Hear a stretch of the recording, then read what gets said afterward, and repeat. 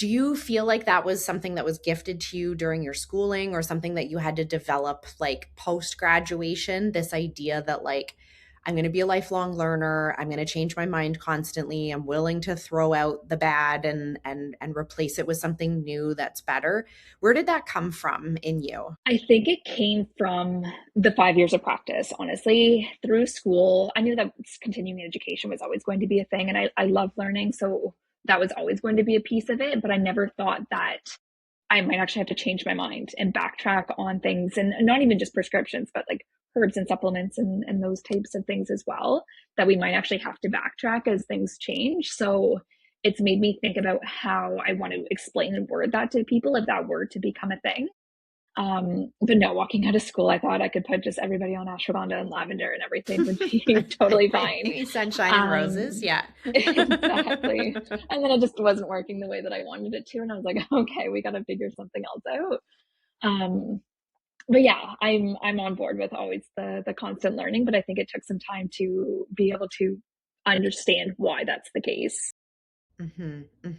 Yeah, and even just the way you said there to like even frame it to the patient, like, okay, well, this is what we think right now, right? This is the limitations of what we know right now. It actually keeps that door open that we get to change our mind. There's so much in, especially in the integrative medicine space, so much like absolutism about what it is we do and how polarizing the recommendations are, how absolute we always do this, you never do this. And it actually sets us up for having to stick to our guns rather than the gun that we stick to is that we change our mind, right? Like that's actually like the value that we probably should uphold the most, is that we're willing to keep working rather than becoming the adrenal whisperer, and then you can never change your Instagram handle even if that becomes not a thing in the future. Absolutely. And I'm still backtracking today of how I write prescriptions based on all the training that I've done. And I get asked why that's the case. And it's the honesty of things are changing in the research, and I'm changing my approach to things, and I'm changing the way that I monitor people. And I'm not always running hormone levels anymore that I was when I first started in the menopause space. And that's things that I've learned throughout the fellowship. So yeah, I think it's just being able to explain that to patients and having the confidence, and they're usually on board with it too.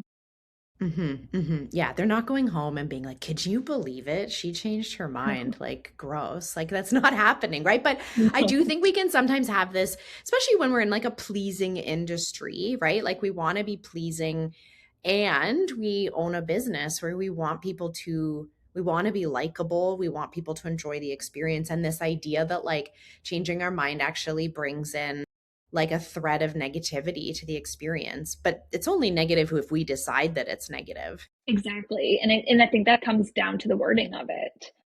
This is what the new research is showing. This is why I'm doing what I do versus I did that wrong and I'm sorry. And like, that's not the case. That's never how we're explaining things.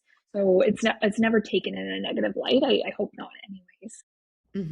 Yeah, it's not like we knew better and we deliberately chose to do something. Exactly. That's But exactly it. when we do speak in absolutes, right? Like it is possible that you're absolutely choosing the wrong thing rather than like being open-minded to, like think about some of the newer options that are out there.